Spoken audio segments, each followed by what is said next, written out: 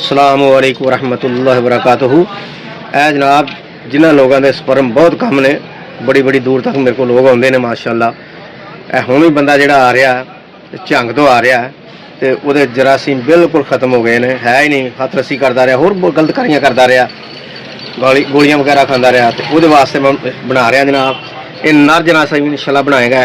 पिस्ता जनाब, ये पाइया जनाब, बदामां दी गिरियां, छिलका इंडियन ये भी पाइया है।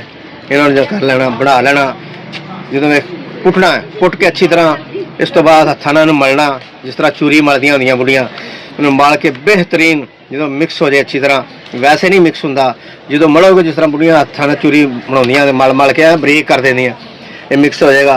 यदि जनाब खीर बना के खाओ एक टाइम, अल्लाह की मेहरबानी दे नाल जरासीम बिल्कुल पूरे हो जाएंगे और औलाद के काबिल हो जाएगा।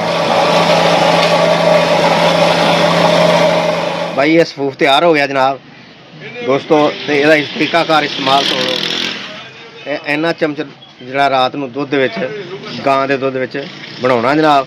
खीर बना के रख छड़नी, सुबह उठ के खानी एक टाइम सिर्फ। अल्लाह की मेहरबानी जिन्ने भी जरासीम पैदा होंगे वो नर पैदा होंगे।